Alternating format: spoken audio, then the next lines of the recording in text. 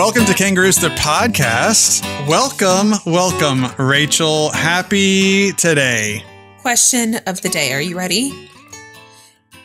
Sure. This is going to be relevant to the whole episode, and it is not about food. So let's just mark this day down on the calendar. Oh, no. I know. Okay.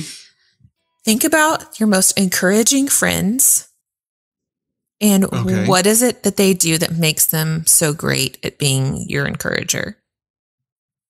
Oh my goodness. Okay. So we're getting real. We are not talking about food. We are diving straight in. I think like you, I've got some pretty great friends. My most encouraging friends, I think they do a really good job at listening.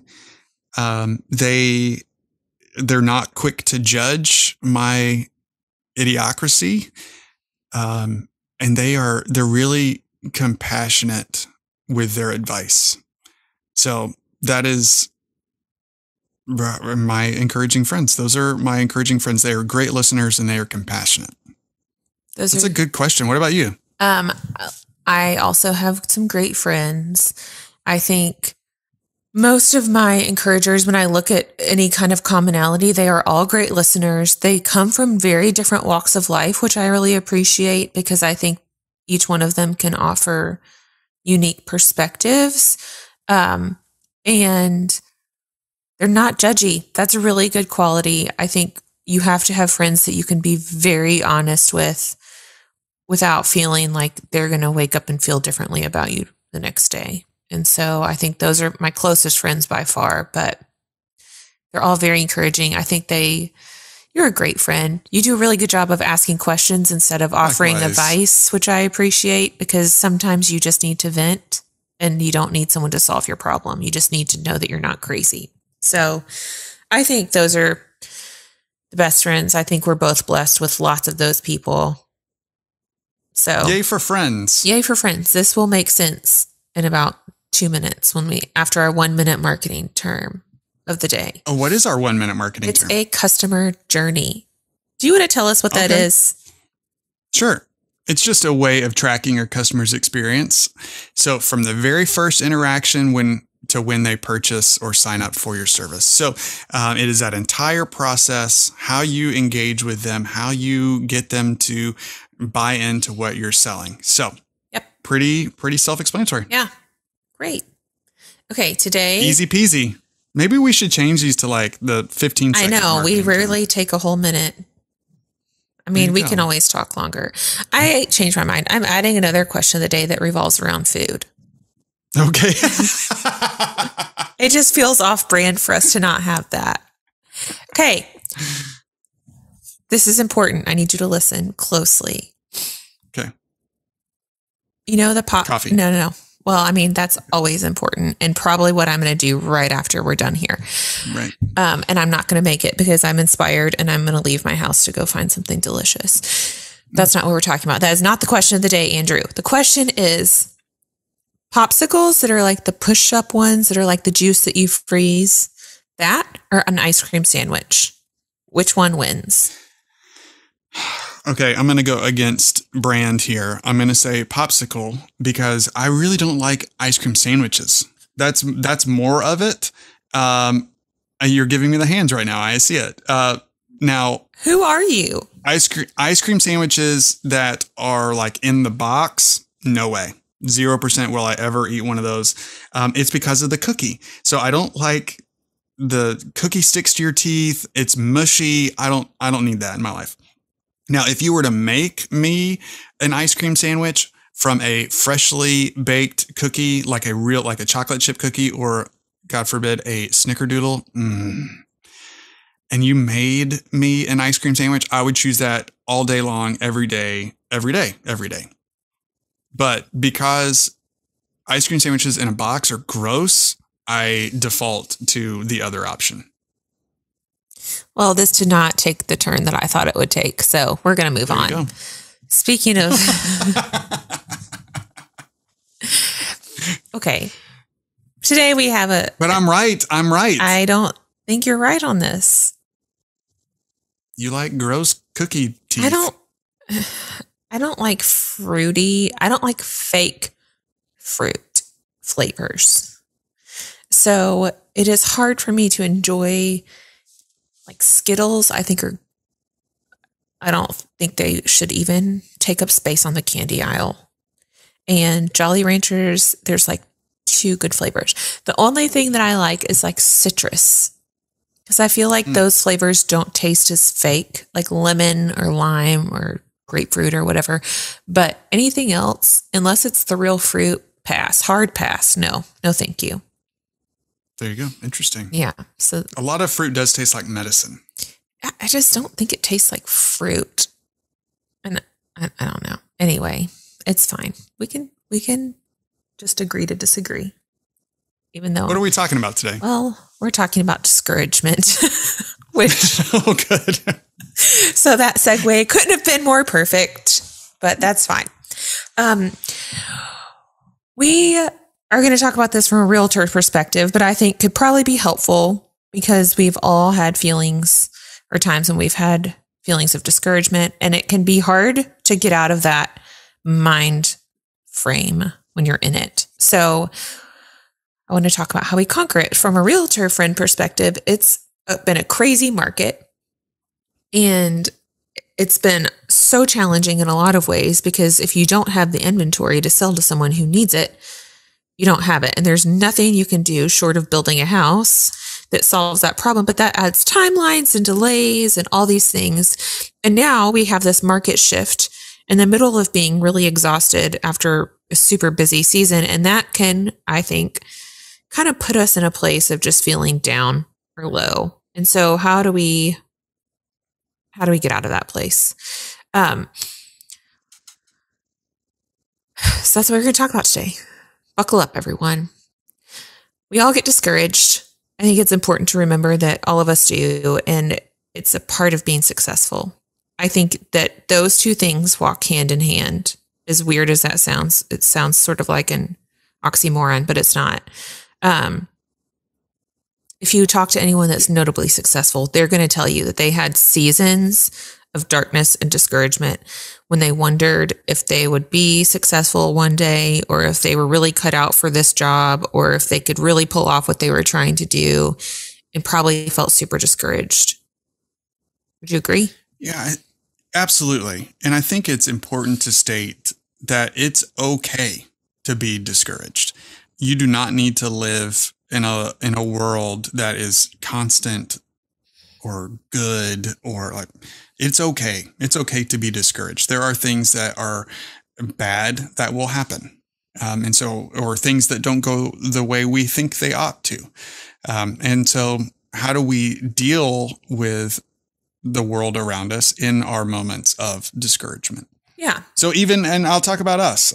You and I both from time to time are discouraged about all sorts of things. And what's been really helpful is going back to our encouraging friend is, you know, whenever I'm down, you have been up. You've been able to pull me out of that discouragement, and vice versa. When you've been down, it's been a good day for me. And so I'm able to talk through all the chaos that is in our lives. So it's okay to be down. Yeah. I think we're going to talk more about this very idea in a minute, but it is, and everyone has it, which is our first point. How do we deal with it? Is remembering that all people have felt a form of discouragement at some point. That's so right. It's your heroes, your mentors, the people that you would say are so great at this and are killing whatever it is that you're seeking to do. They have all felt this way. And just like you feel it and they felt it, they still somehow managed to push through that and be successful in whatever thing, or just re-engage in a different way, or kind of take a turn that puts them on a better path. But somehow they've pushed through this season. So I think just keep going. Yeah. Just keep going. Number 2, keep going, but also define or redefine success. I think we've talked about this in previous episodes, but success doesn't always have to look like what you thought it might look like at first. So that doesn't mean we don't set goals or build strategies to reach those goals, but we can define success for ourselves, and it might look different than our friend or neighbor or colleague or whatever, and that's okay. So I think if you can sleep well at night, if your mind isn't racing all the time, like those are signs of a healthy person. And I think if you're healthy in that way, that's successful in its own right. Like, have you served someone else? That matters more. If someone can say that you have helped them through something, but it didn't earn you $1, ultimately that means more. It just does. So I think not that money's not important. There's our caveat, like money pays bills. It allows us to do other things, but it's not always the thing that matters the most. Yeah. And so we harp on intentionality a lot. And this is a really good opportunity to define your success through intentionality. Yep. So how are you being intentional with your neighbors and with your family and your business and all the people that you get to serve? Be intentional. Yes. I think we've mentioned this already, but we'll kind of dig in a little bit more. Remember that this is just a season. It might be a bad day. It might be a bad week. It might be a bad year, but it will come to an end. Everyone has seasons of struggle. I think people sometimes are more vocal about it than others, or more honest with everyone about it than others. And that's a really good thing for you to be a person that doesn't always project all the great things that are going on. And you're really honest with people about the fact that you're having a bad day, month, year. That honesty really will be a form of encouragement to others, just as an FYI, because then they're like, oh, this person whose life looks really perfect doesn't have a perfect life. Like, they're going through some stuff too, and I'm not the only one. Also, remembering that if everything was great all the time, then it would be harder to feel joy in those moments that are really sweet, because we wouldn't have this thing to measure it against. There would be no benchmark of like, well, I have been at this really low point. And so would I be as grateful for these really awesome times if I hadn't ever felt another way? Like, would I know the magnitude of how great this moment is when I'm in a moment of just really being happy and joyful and things are going my way, if I didn't have times where I knew what it was like for it to not go my way? Absolutely. What I love is thinking about it being a season. So right now we're in the hottest summer ever here. And I know that this season will come to an end, that it will cool off and we will get into winter, and then I will complain about how much snow is on the ground. So, in the same vein, this season of discouragement will come to an end. And I have been in seasons of deep, dark discouragement that I thought would never end, but they have. And so how do we find encouragement in that? This too shall pass. Yeah, I think there's hope to be found there. Even when it's really hard to grasp at anything good sometimes, the sole fact that you can say, this isn't always or never. So full disclosure, a therapist once said to me that I was really bad about saying things would always be a certain way or never be a certain way. And they were like, those are the two most dangerous words in a person's mind. Like, you're wiring your brain to think that things are not possible and things that can't change. And that's not true. Like, those two things are not true. And so you have to stop telling yourself that it'll never get better or that it'll always be like this, because those things are not true. Like we said, seasons change. I think we have those reminders as we wake up every hot day where we're boiling in the parking lot. And then we realize, a month and a half, 6 weeks, 8 weeks from now, we're going to wake up and it's going to be sunny and it's not going to be humid and there's going to be a great breeze. And we're going to be like, take a deep breath. Like, this is a great day. And that's going to happen for you too. I mean, we don't know exactly when that season will change. That's the hard part, but knowing it's coming is the thing that brings us a little bit of hope. Okay. Number 4. I think this is a good one for you to talk about because you're great at this. Sure. Don't isolate. So we are meant to live in community, even for you introverts out there. you've got to find your people. So please don't think I am saying that we need to all go down to Broadway and hang out. Did you see the crowd on the 4th of July? Yeah. Ridiculous. Listen, no. Negative That Ghost looks Rider. like any other Thursday, right? So every Thursday looks like that on Broadway. But in loneliness makes discouragement worse. And so how can you find a friend, be vulnerable with them? And a lot of people say that leadership or entrepreneurship is really, really lonely. So we've got to be intentional about finding our people. It is lonely at the top. It is. But we got to bring in our people. Yeah. And I think sometimes, even if those people don't offer solutions, just getting it out, like kind of verbal vomiting all the thoughts that have been swirling around in your head, one, help you make sense of things that you haven't even had time to make sense of. And two, just feels good. Like it feels good to not have it all inside to yourself anymore. So I've got a few friends that I either grab coffee with once every 2 weeks, or I've got a standing meeting with some guys that's once a month. And we'll talk for an hour and a half, and it's a quick catch up. How are things? How are your kids? How's the business? But in all of those scenarios, the conversation always turns to real things. So if you are willing to be vulnerable and talk about real things, your buddy is gonna listen, and your buddy is gonna start sharing real things in their life, and then you will be helpful to them. So this is a two-way street. Yeah. Do not isolate. Find your people. Be real. 100%.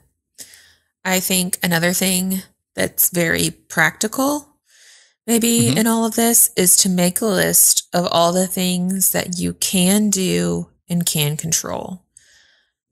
Getting things accomplished. And the vice versa. Yeah. Things you can't control and can't worry about. That's a great idea.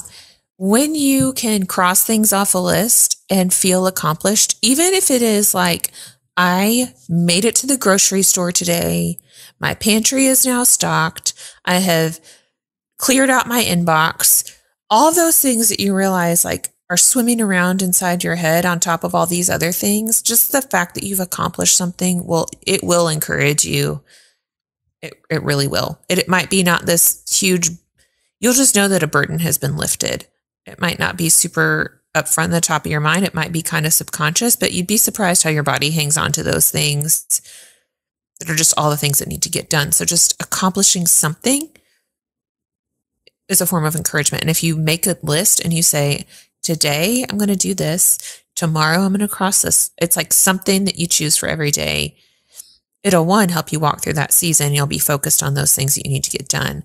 But two, like the fact that you're getting it done will be a form of encouragement. So I want to kind of flip the tables a little bit and talk about if you're riding a high and you're in a really great season, but you have friends that are not, how then are you the encourager?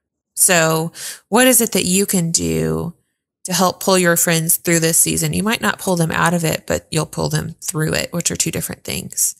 You're really great at this, Andrew.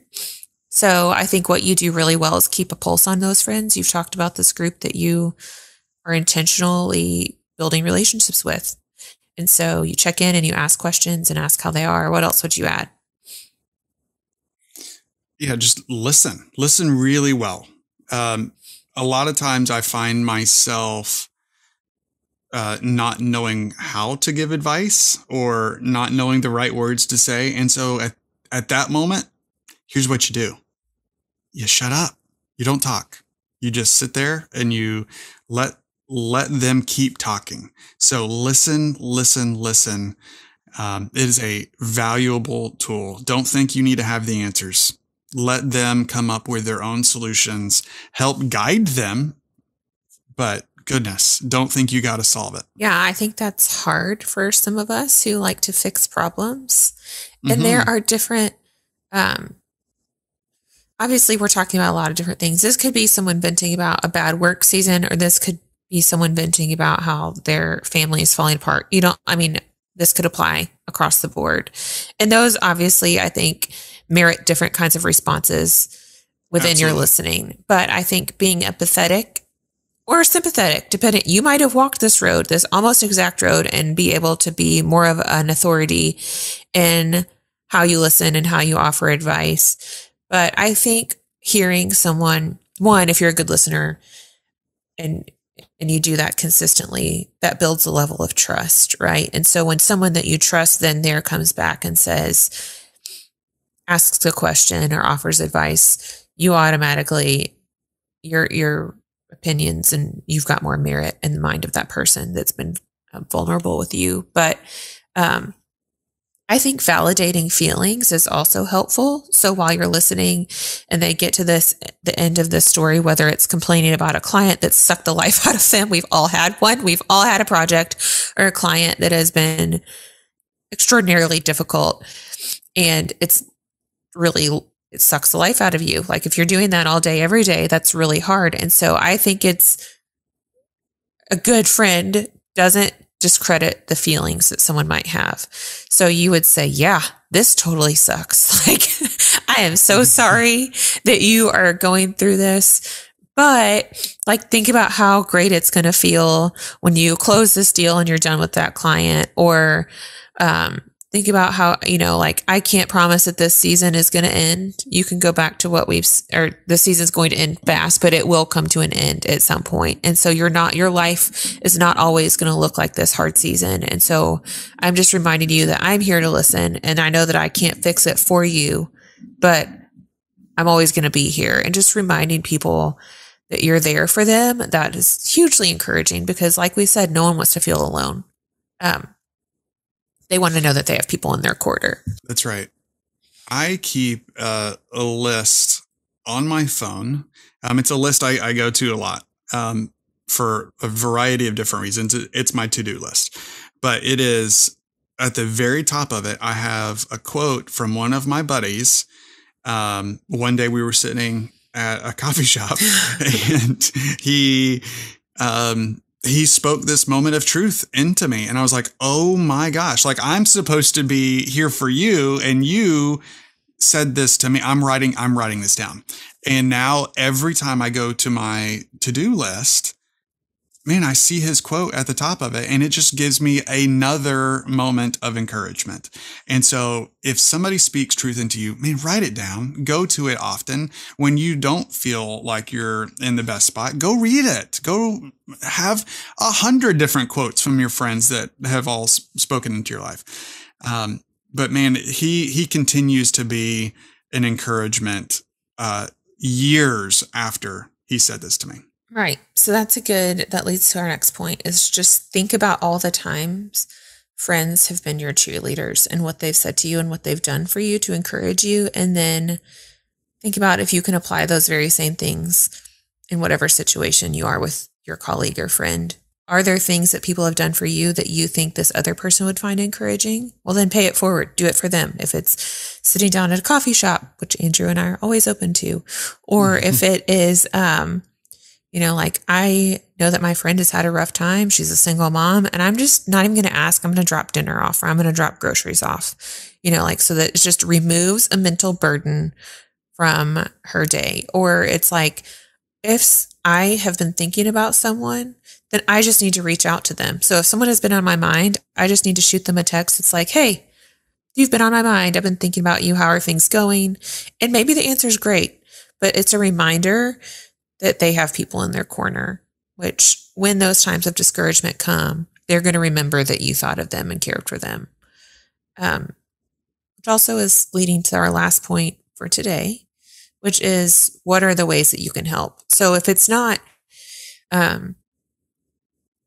fixing the problem, but it's sort of, if you've listened and you've heard about all these burdens that this person has, are there ways that you can step up?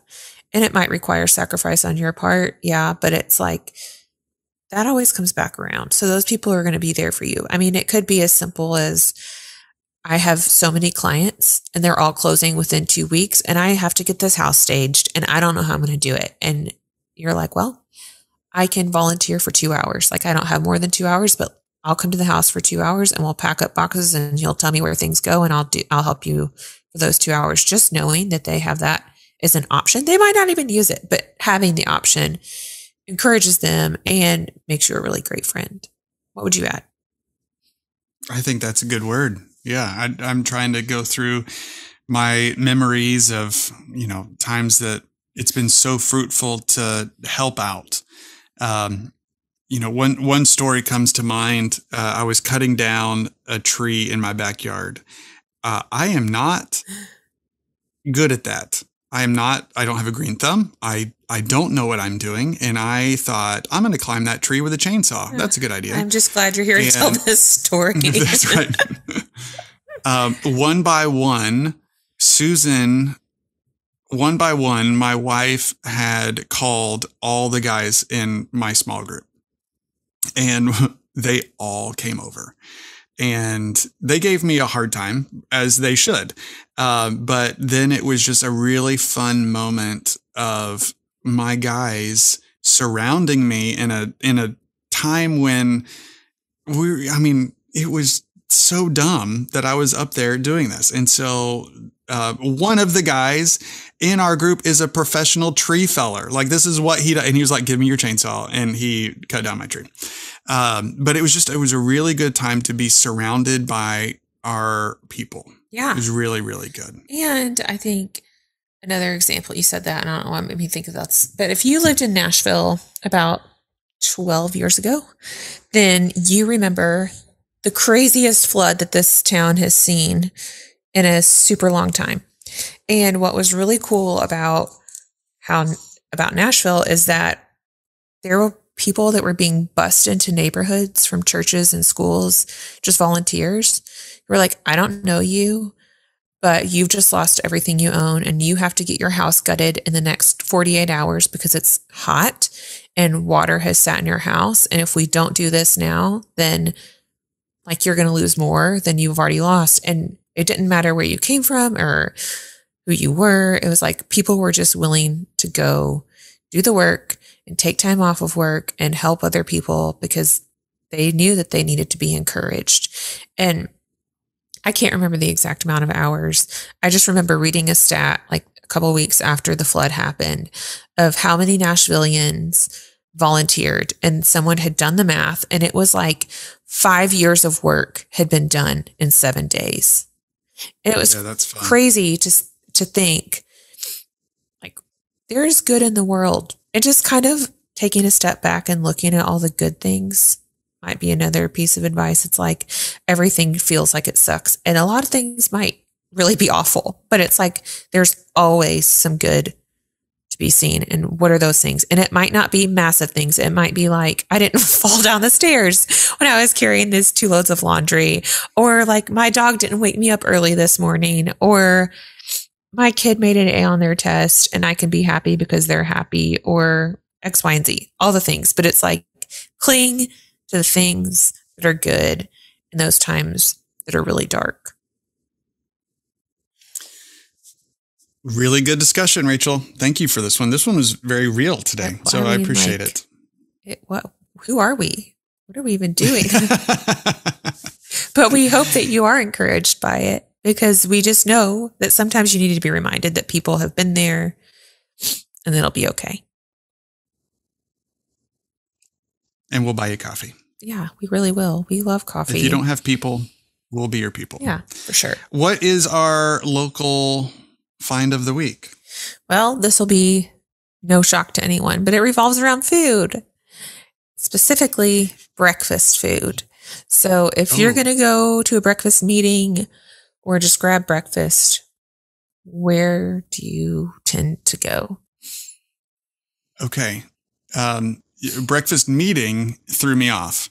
Okay, I'm sorry. If you're going to go have breakfast, not at your house and at a restaurant, doesn't matter what the reason. Where are you going to go to eat? Well, we've got a very small family tradition that every Saturday I take my daughter to Chick-fil-A, and she and I love it. It's a very, very fun tradition. It's not every Saturday, but man, it is probably 50 Saturdays out of the year.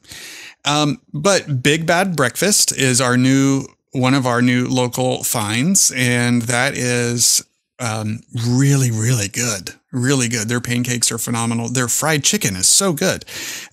But breakfast meetings. One of my favorite places in downtown Nashville is Fenwick's, and we call it Finney's.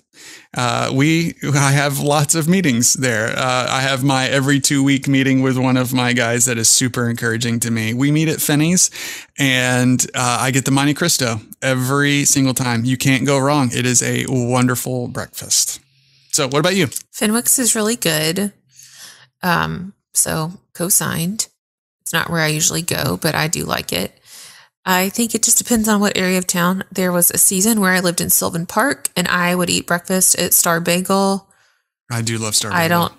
It's like I should own shares is what I'm saying. Mm-hmm. I have paid salaries there 1000%. I love it. And I love that I wasn't like a person. It felt like my version of Cheers, like I'd walk in and people would know who I was. And that was lovely. It was very neighborhood feeling and you could walk to it, which was also fun. Mm-hmm. Now I don't live in Sylvan Park, but I think a lot of coffee shops also have good breakfasts. So I think probably can't go wrong. Red Bicycle has some good options. There's a place called Carpe Cafe in Smyrna that has a great cinnamon roll, which usually is my go-to order. If it's not like an omelet, and I'm in a splurge, it's cinnamon roll.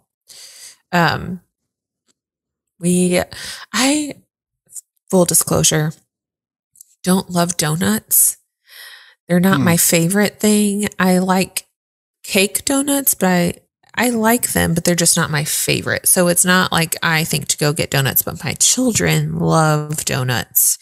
And so not every Saturday, but like 2 Saturdays a month, we go to Donut Country, which is a place in Murfreesboro that has great donuts. And it's open like Donut Den. It is in Nashville. So good. Yeah. Like the Donut Country is open 24/7. And they have really good black coffee, which I appreciate, especially Saturday morning when I'm hearing lots of children in the backseat begging for what kind of donut they want. And 2, sometimes you can catch the blueberry cake donuts being fresh off the line. And that is when I love a good donut. And so I will say that's probably top 3 breakfasts is a good, warm, fresh blueberry cake donut, 1000%, and black coffee. Can't go wrong. Oh my goodness. Now I just want donuts. Now we're all hungry is what we're telling you. No one is surprised. No one is surprised. This is why Andrew and I have to wake up early and work out every day just to feed our cinnamon roll / donut / tiramisu latte addictions here. It's fine. It's fine.